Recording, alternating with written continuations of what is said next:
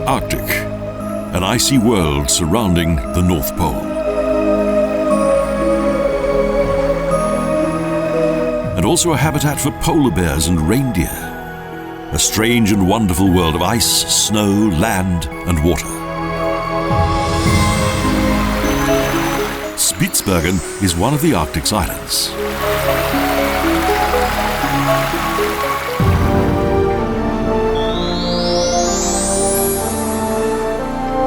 Longyearbyen, capital of the island, is where our journey begins to this largely uninhabited, unspoilt wilderness of ice. The first indication of the existence of these islands was recorded in 1194 in the Longyearbyen Islands.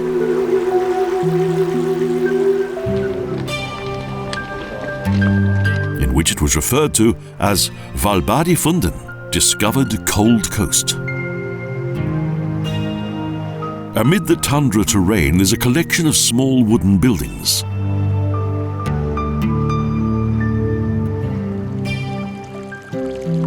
Only specially adapted and hardy plant life is able to survive here. The Svalbard Museum was once a stable and is one of the town's oldest buildings. It provides much information on the region.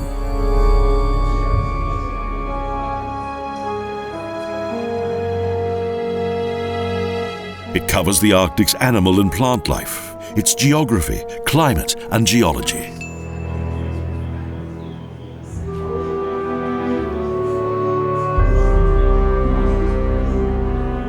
Wildlife and hunting are covered extensively.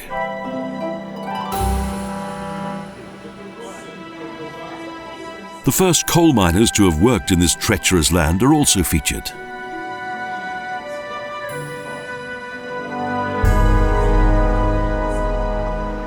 Today, this former coal settlement has been transformed and tourism has taken its place.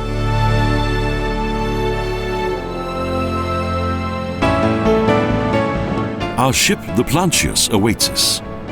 It was originally the oceanographic research ship of the Dutch monarchy.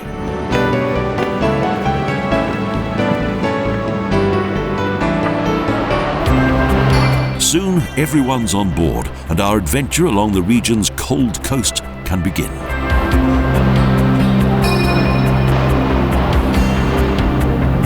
There are no cars or roads. Therefore, travel is highly restricted and is done mainly by ship.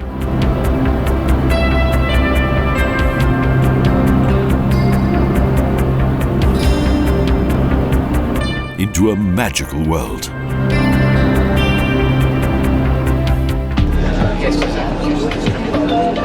Passengers gather in the dining room where the captain, officers and service manager receive them warmly.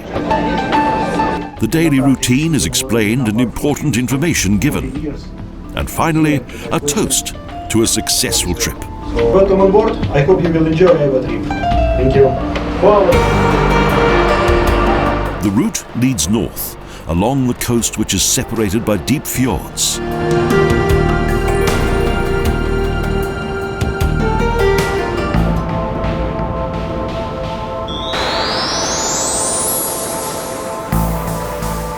We arrive at Kongsfjorden, our first Spitsbergen destination, with the 14th of July Glacier cloaked in fog.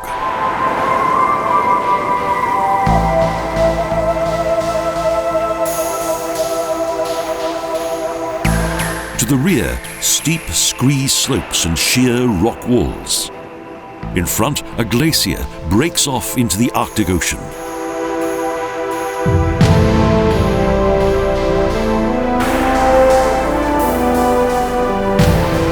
The nature here is overwhelming.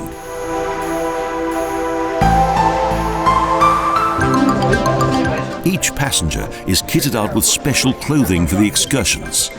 Weatherproof trousers, jackets and boots. Essential kit for the severe conditions. Wearing suitable clothing, the trip ashore begins with a boat ride.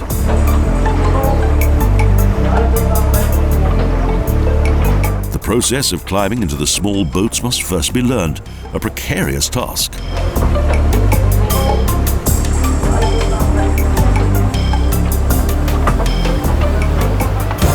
In Zodiac's robust inflatable boats, we get our first real sense of the Arctic Ocean.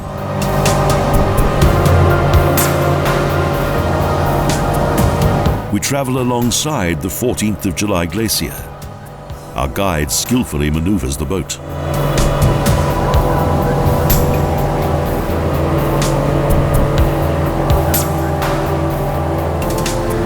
The icebergs here appear to be small, but of course, that's only the tip of the iceberg.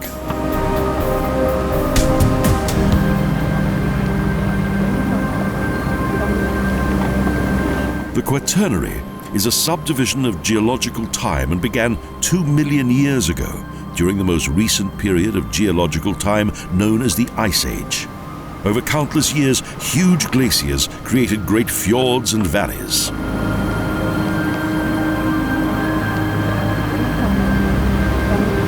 The enormous pressure of the 1,000-meter thick layer of ice led to a lowering of previously formed land masses. During the several millennia that followed, continuous post-glacial warm periods raised the land once again.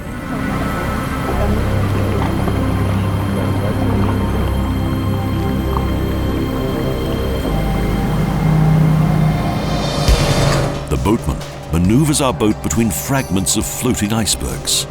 We return to the ship, which sets off again immediately.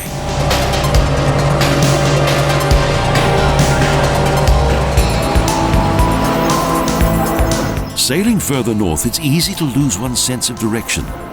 All the banks look the same in the fog.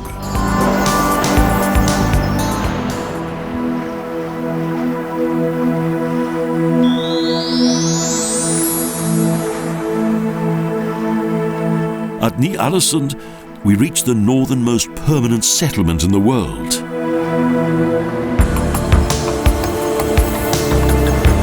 As the ship cannot dock here, the Zodiacs are used again, and we enter the small harbour.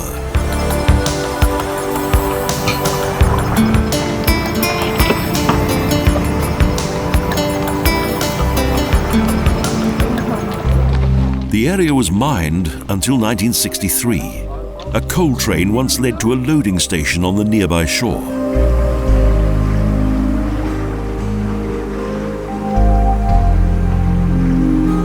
Coal mining was the basis of the Spitsbergen settlement. Many people came to this desolate place. Later, the extraction of coal became unprofitable, and the settlement was virtually abandoned. There is a small post office. This, the northernmost post office in the world, is only open during the summer months. However, it's a popular attraction, especially among the passengers of the various cruise ships that come here.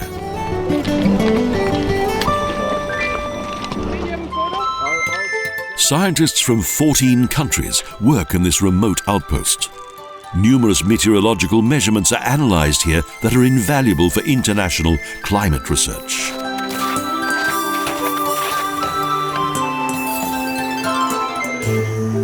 The Polar Institute is a German-French research station built in 1991. Several historic polar expeditions set off from here.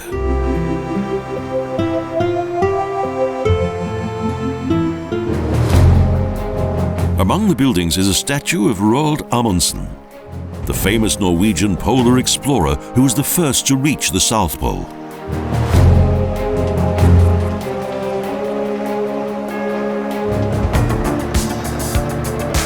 The Zodiacs take us back to the ship. Our journey north continues on the Plancius, fully refitted in 2009 for polar expeditions and able to accommodate 114 passengers.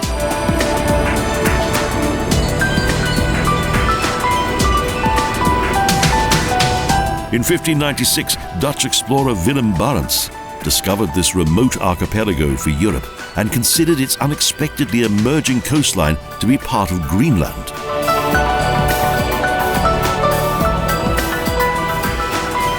something still uncertain today, even if the Vikings had journeyed here.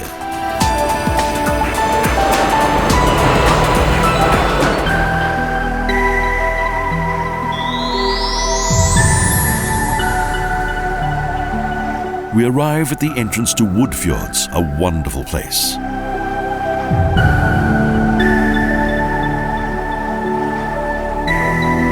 Again, the same scenery, black rocky mountains and huge glaciers.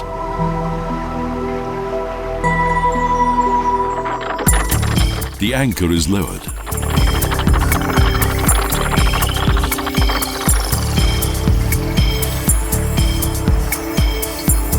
The Zodiacs are launched. Clever little craft that were designed by Jacques Cousteau.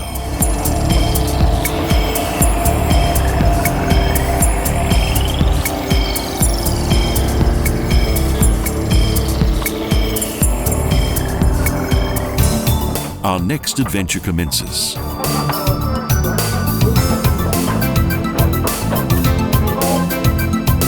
Now we're into a routine. And we set off towards Mushamna. The biting rush of cold air makes the temperature seem even colder.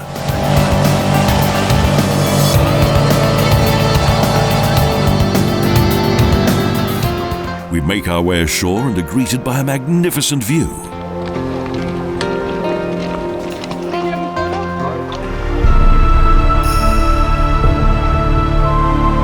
Despite its proximity to the North Pole, the west coast is, due to the Gulf Stream, mostly free of ice during the summer months from June to September.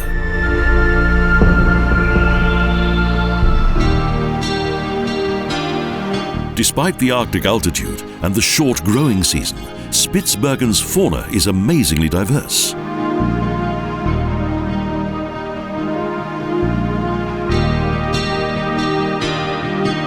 The plants of the polar tundra must fight for survival, with low temperatures, high winds, and the movement of the soil.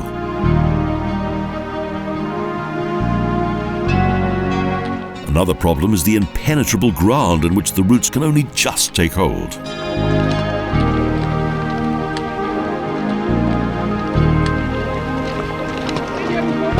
Wet areas contain lush green and red mosses on both rock and stone, a mass of up to 10,000-year-old lichen.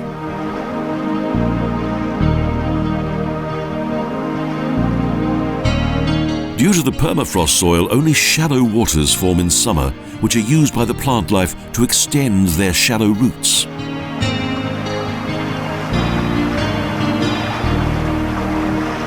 And everywhere, amazing sights. Fascinating.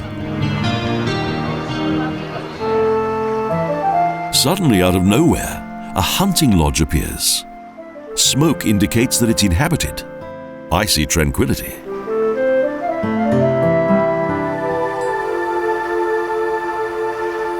The landscape was formed by glaciers, a harsh environment with ever-changing weather. Back to the ship.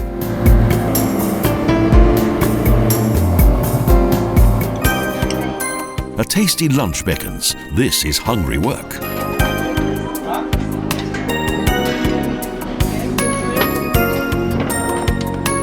There's something here for all tastes, and so each passenger soon enjoys their favorite dish, which is freshly prepared in the galley.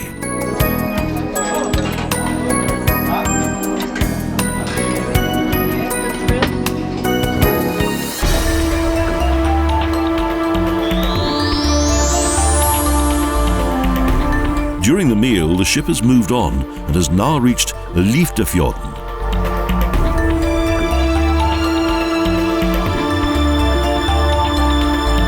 In the Arctic, climate change is very apparent. The bays freeze over later than they did in the past.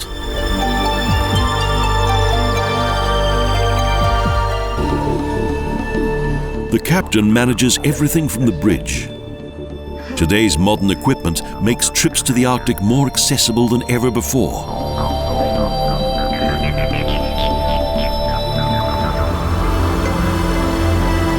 Again and again, glaciers can be seen making their way to the Arctic Ocean. The island was named after the craggy mountains of the west coast.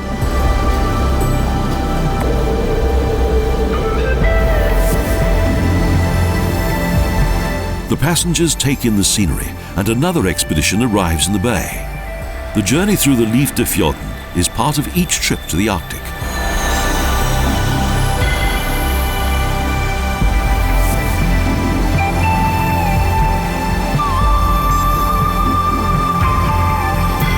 Several glaciers form the typical landscape. 60% of the island is covered with ice. And thick accumulations of both snow and ice slowly move to the coast by their own weight.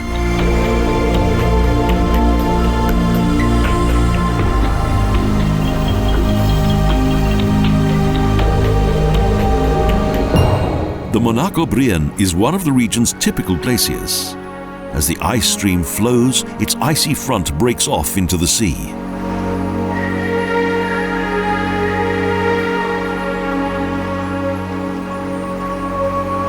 The ice of glaciers is subject to various forces. Strange formations can arise when the glacier moves above the underlying rock.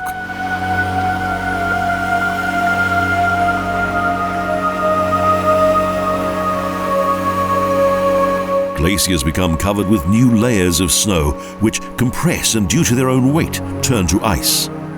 Problems arise when the climate interferes with this process.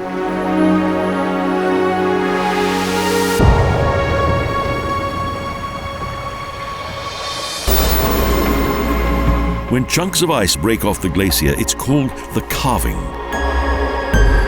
The broken chunks of ice form the floating icebergs whose journeys begin here. All shapes and sizes.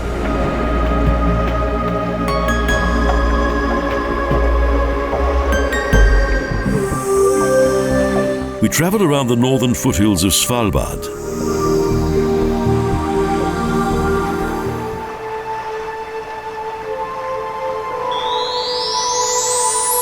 Until we reach Phippsøya.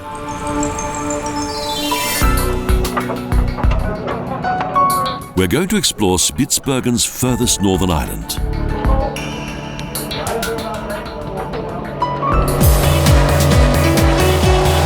The already familiar rubber boats transfer passengers to the coast. Suddenly, the weather turns colder with the wind.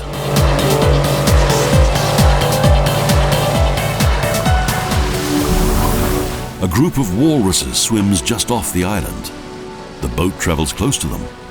A marvelous sight.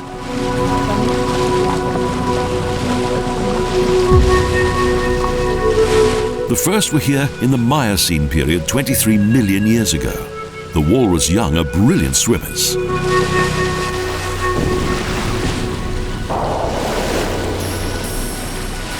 Agitated, the large animals swim back to the island. They want to return home.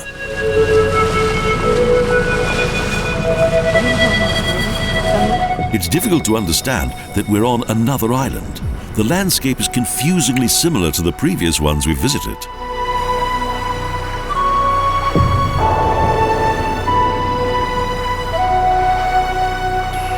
Only the animals are new.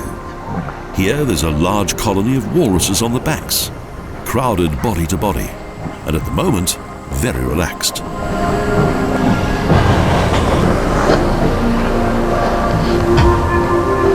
For communication within the group, the walruses have a special repertoire of grunts, howls and screeches.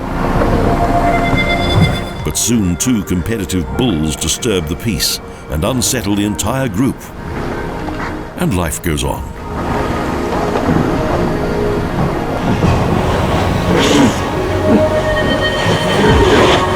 Hierarchy is determined by the size of their tusks. Outside the mating season, the bulls frequently quarrel.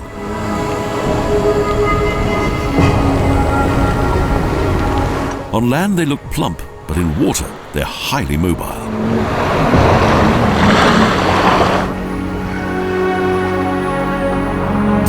The journey continues. Our ship awaits.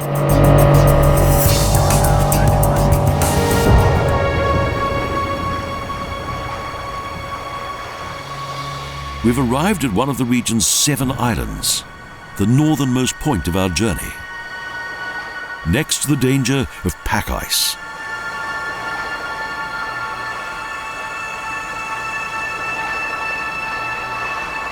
The air is tense and anxiety gradually increases among the passengers on deck. This is the most dangerous part of our Arctic journey.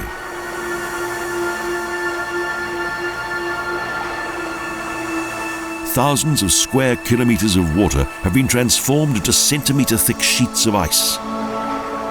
With each drop of freezing water, they increase in both volume and strength.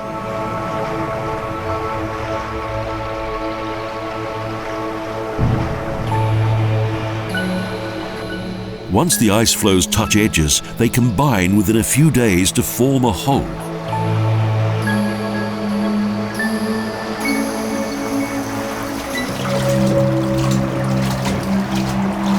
This is the land of the polar bear, the Arctic's most famous carnivore, a magnificent but merciless predator.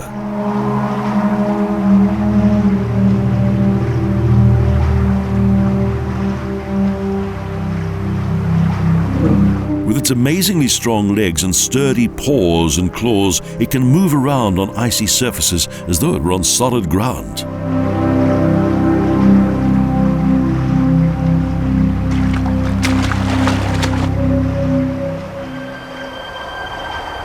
However, the signs of climate change are everywhere. Now the pack ice often becomes porous, and the polar bears cannot cover the same areas as they did before.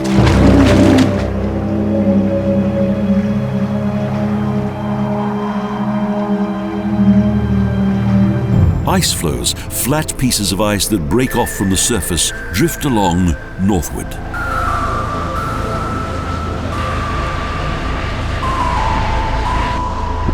The pack ice is becoming increasingly compact. The ship's bridge is now fully staffed, each member of the crew in place, and the captain fully focused. Polar bears often travel for weeks without finding anything to eat, and so they must be constantly vigilant.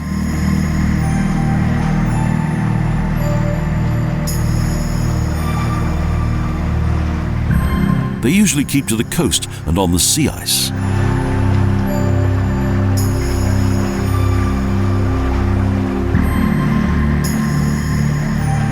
In general, adult polar bears are excellent survivors. In good times, they can add up to 150 kilograms of fat on which they can survive for months, and in some cases, up to a year.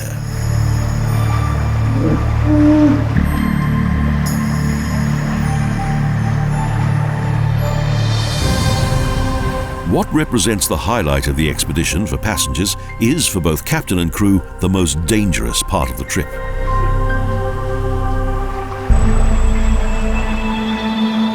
A harp seal flees from its ice floe in the Arctic Sea.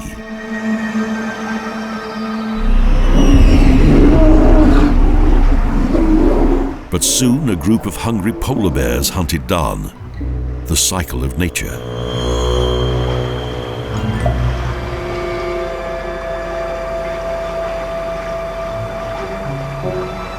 Polar bears have sensitive hearing and an excellent sense of smell.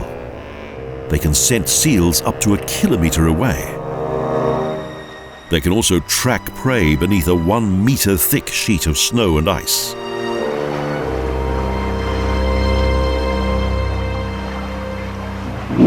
Polar bears wait in ambush and surprise their prey. Seals and whales must surface in order to breathe. It is then that the white giants attack. We head south again, leaving the pack ice behind. And now our next experience, the sight of humpback whales.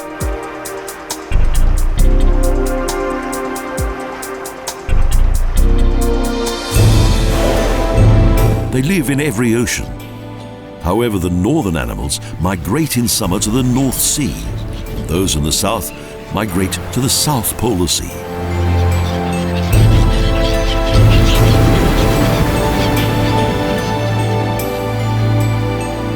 Reproduction takes place in tropical waters. After a 12-month gestation period, the young are born.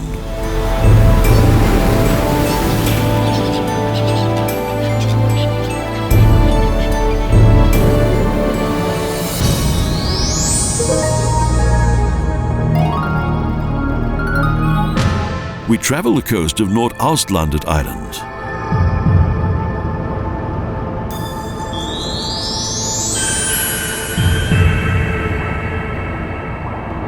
The cliffs at Liefdefjorden are situated in the high Arctic area. The Gulf Stream has hardly any effect here.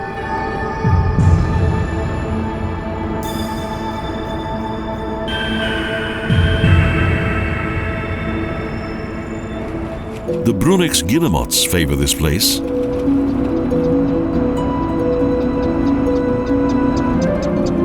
They're also perfect divers and swim underwater.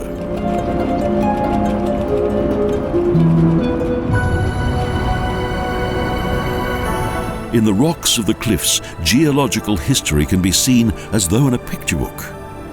An almost complete record of the last billion years.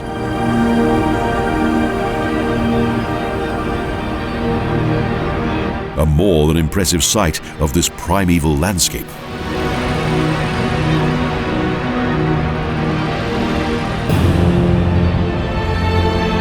But suddenly, a single polar bear moves along the rocky coast.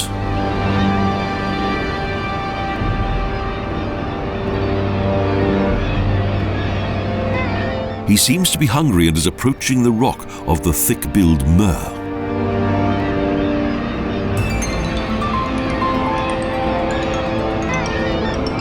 It deftly climbs the steep rocks.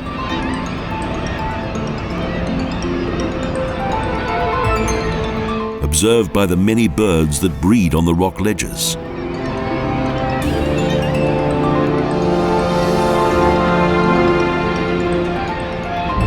The bear wants to steal the eggs from the birds' nests, for him a real delicacy.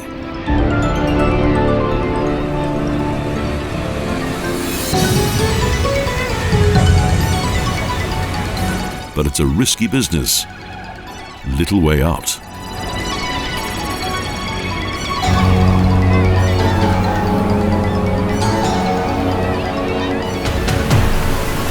Only a few meters of rock, since just beyond the eternal ice that covers the robust Hekla and Hook rock.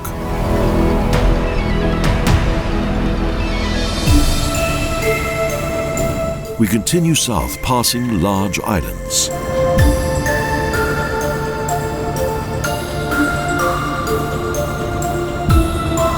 The pack ice is now behind us.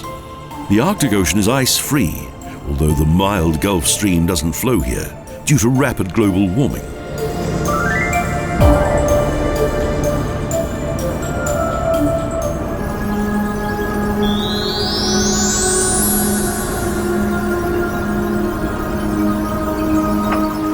In front of Phippsøya, we again board the Zodiacs which take us to the shore.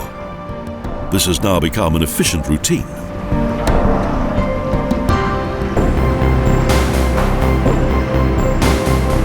The passengers sit crowded along the edge of the boat.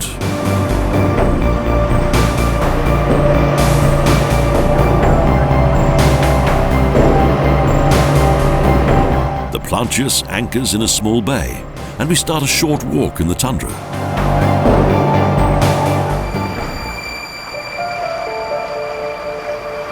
The North Pole lies beneath the ice-covered Arctic Ocean. South of it is the tundra, a treeless landscape with little plant life.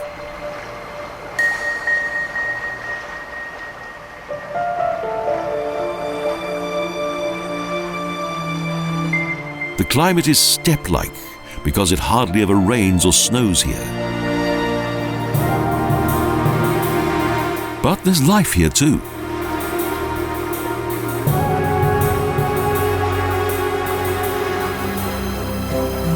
Extreme conditions caused by violent storms and harsh temperature changes determine life in the far north.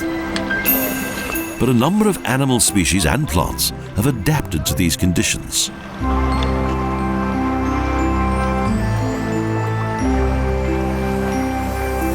In summer, the tundra is fertile, if only for a short time.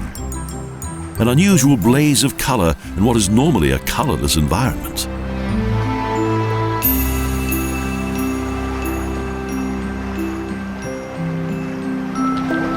It's like being on another planet.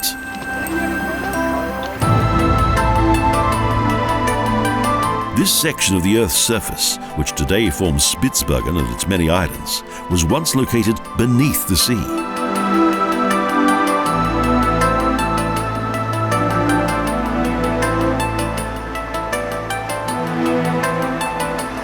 On the seabed, alluvial materials and the remains of living organisms gradually built up into mighty layers.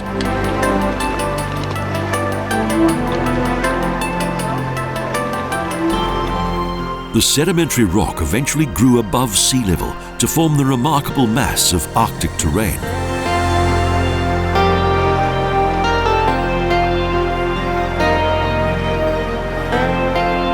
The valleys were flooded by the Arctic Ocean and became fjords.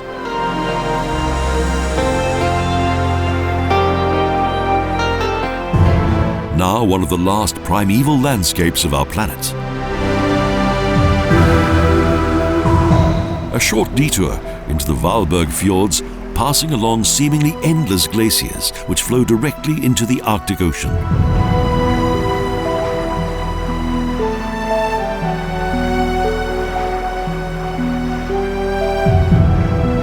Ice characterizes both the terrain and the sea of the Arctic for almost the entire year.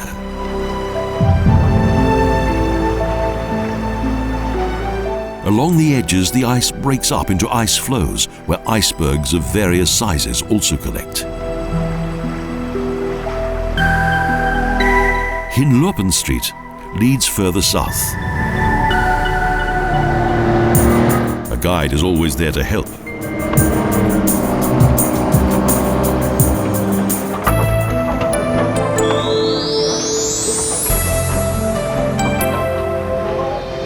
At Kloverbladbukta, the zodiacs transport us to the shore.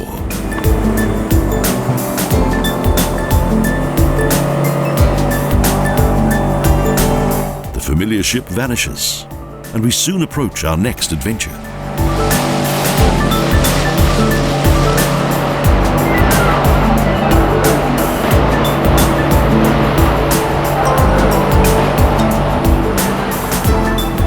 Guides await us on the remote coast, and our next sightseeing tour can begin.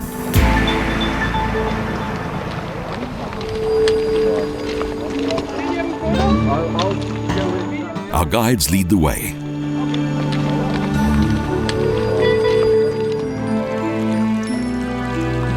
Here too, the coast is of tundra, and because the water is not able to seep away into the permafrost, streams, lakes and marshes form.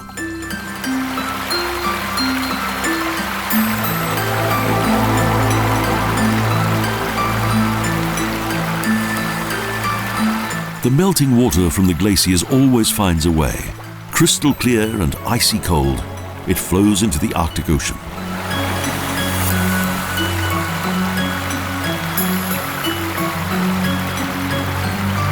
For a few days, the sapphire blue water transforms the landscape and forms an extensive network that briefly brings nature back to life.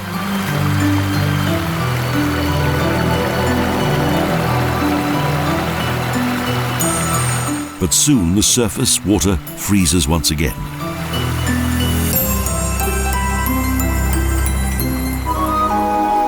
Our journey leads across weather-beaten, jagged rocks.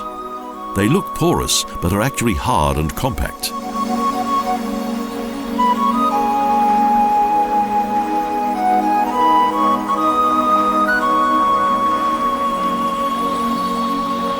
Heather grows up between the rocks, a plant that also flourishes in the Alps. A startled reindeer spots our ship.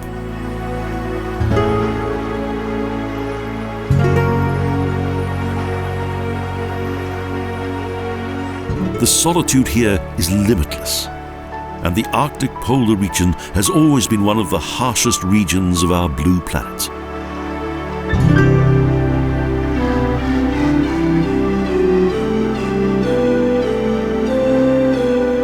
The growing season is short, and so seed production and blossoming takes place within just a few weeks.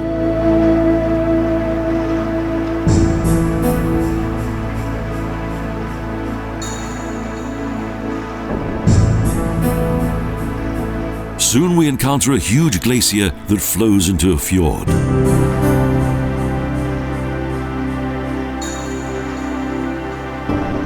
Some coasts and islands are permanently covered with ice, which doesn't melt even in the summer sun.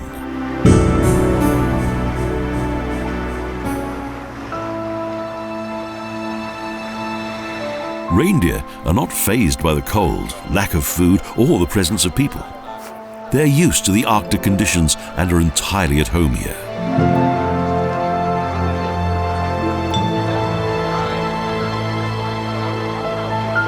And we're in the safe hands of the ship's crew.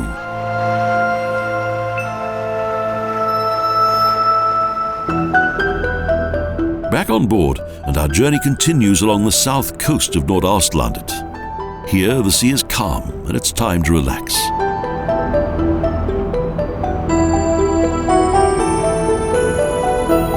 Most glaciers end here with a huge entry into the Arctic Ocean.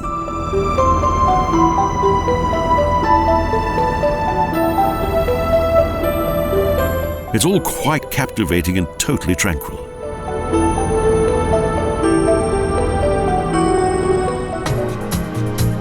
The Plancius has operated in polar waters since January 2010 and is fitted with a diesel-electric motor system.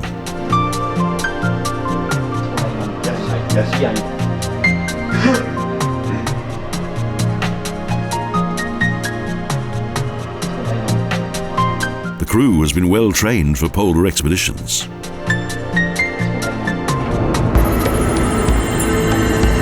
The ship moves almost silently, reassuringly assisted by radar and accompanied by the glacial ice floes.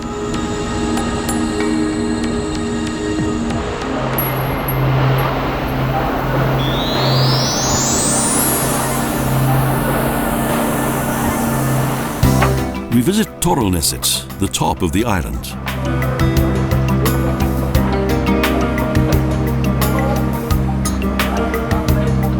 The passengers climb down the narrow side steps into the rubber boats.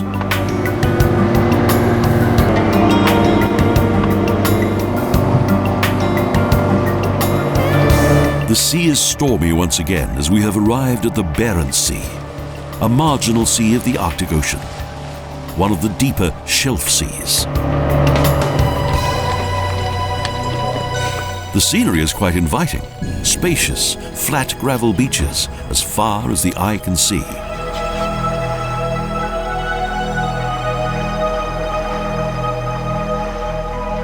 The residue of various glaciers that once covered this area.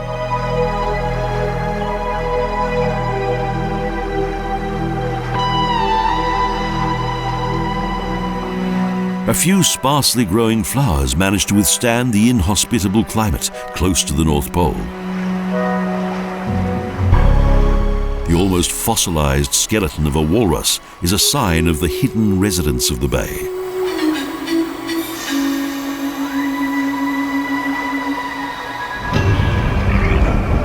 A small colony of walruses has taken up residence here. Once there were thousands, each one trawling the seabed in search of food.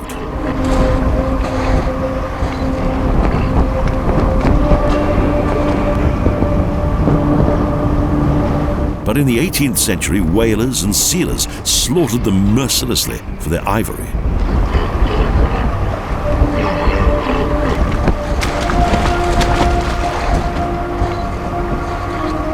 Sadly, after just a few decades, hardly any of them survived.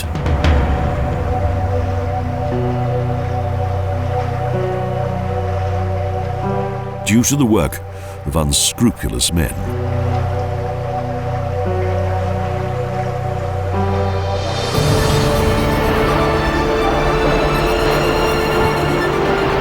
Our journey continues south, back along the island of Spitsbergen.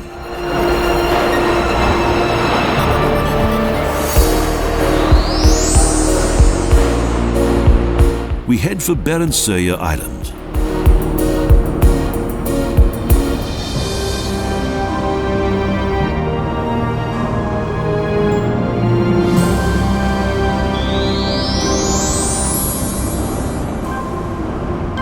The voyage takes us past the Ny Glacier, whose snow-white appearance impressively demonstrates the incredible power of this world of ice.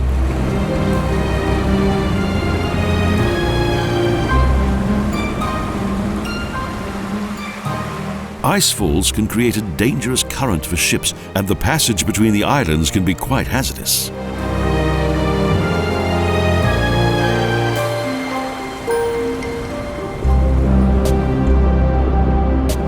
We gradually approach the coast. Glaciers give way to black rock walls.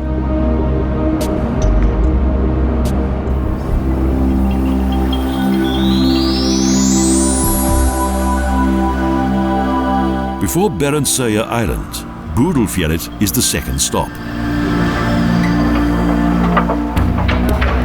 Another trip ashore is planned, and the already familiar Zodiacs safely and securely take us there.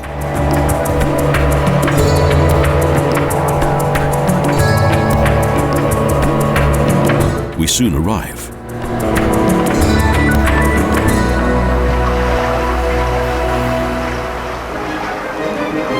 A colony of gulls nests in the rocks of the cliff.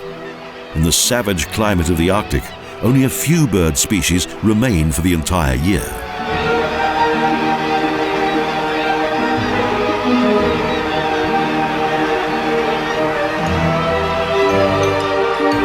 They raise their offspring in colonies, with nest after nest covering the steep rock faces.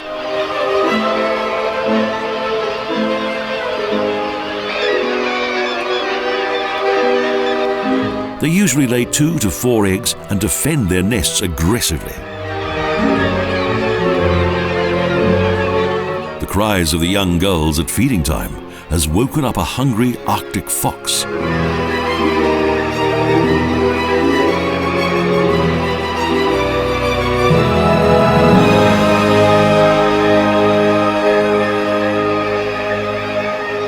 Stealthily, but still half asleep, it creeps along the craggy rock wall, its prey always in view.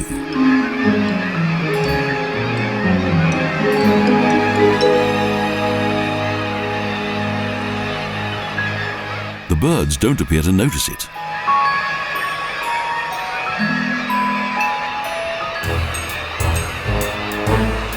The fox hunts for its meal, however unsuccessfully, because the gulls' nests are placed on inaccessible rocks and the fox's still dark summer fur betrays it.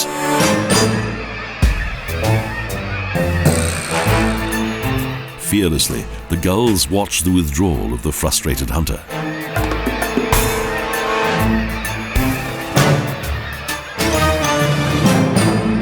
But the fox discovers some eggs, which it soon devours.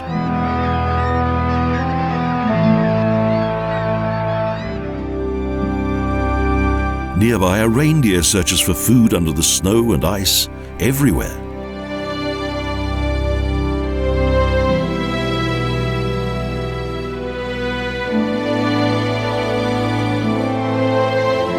The daily struggle for survival.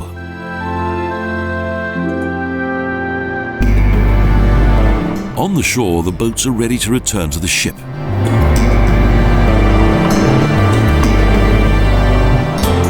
The Plancius now takes us to Edgeøya Island.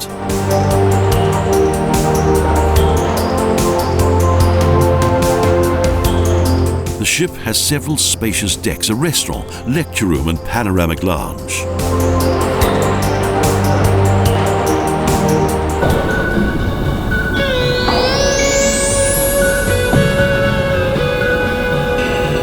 One glacial valley after another opens up into the passage between Spitsbergen and Edgeøya.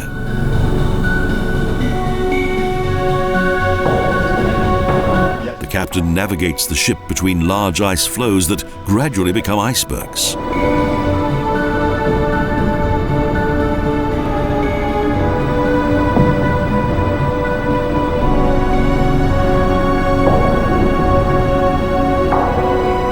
Icebergs are dangerous for ships because the major part is underwater, invisible, and often extends in a horizontal direction.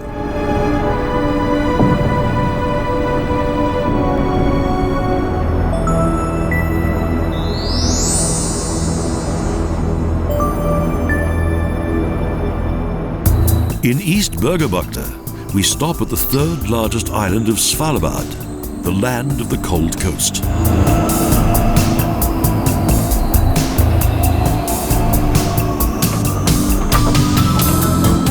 This time the Zodiac doesn't take us ashore, but instead only on a freezing adventure around the island.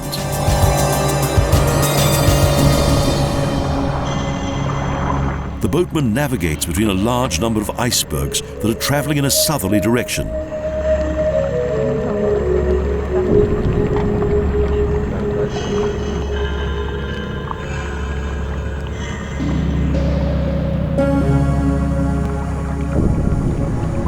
From the small boats, the icebergs seem even more powerful and unpredictable.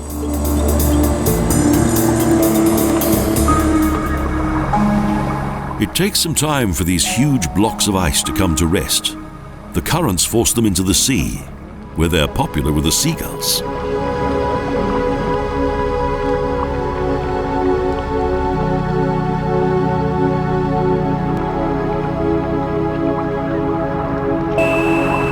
For hundreds of thousands of years, the glacier ice has travelled from the valleys of the inland to the Arctic coast and then to the sea.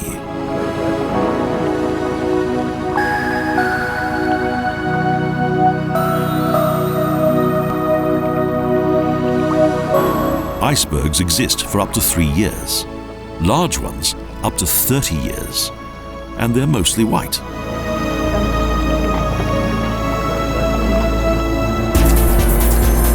Particularly exciting is the sight of the Ny Glacier, its surface becoming increasingly weaker as it approaches the ocean.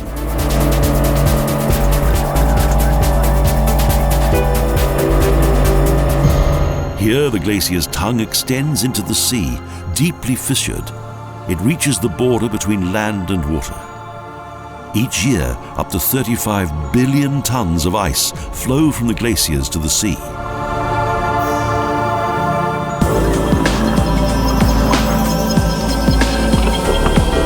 Causing the sea to rise.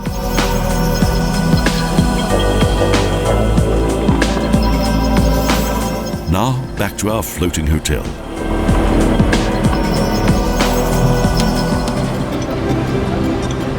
On deck, the crew has prepared a barbecue, a unique party in the Arctic Ocean.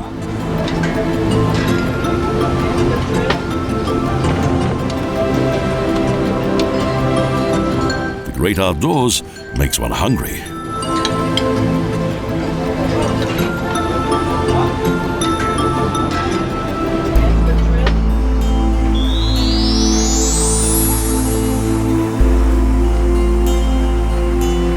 A visit to Kloverbladbukta on Edgeøya Island is our last trip ashore in this Arctic journey.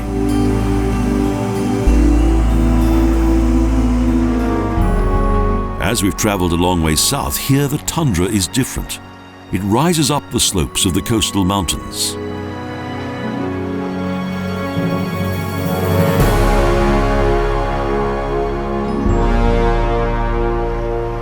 The browsing reindeer are not afraid of people because they're never threatened by them.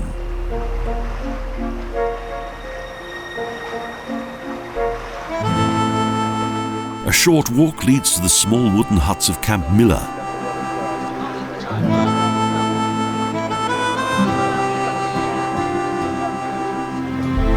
Mostly uninhabited and state-owned for research and administrative purposes.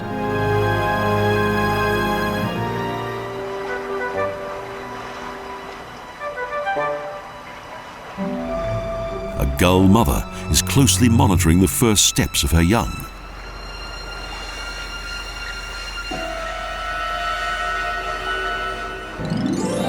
And mercilessly chasing a grazing reindeer cub that moved too close to her young.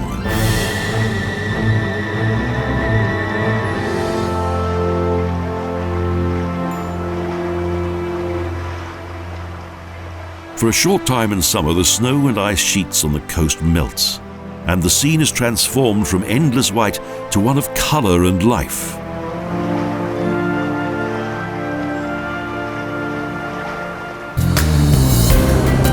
The final leg of our journey leads to the southern tip of Spitsbergen, back to where we began.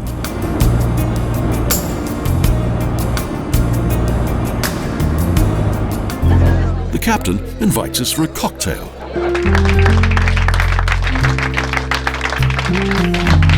Good, thank you very much. But I want to say thank you very much also for The completion of an eventful cruise in the waters of the Polar Sea. And the captain is going on a wild exam. The icy world of the Arctic is a habitat for rare wildlife, bizarre landscapes, and great explorers. A realm of freezing cold, the largest wilderness on Earth, and one of its last natural paradises.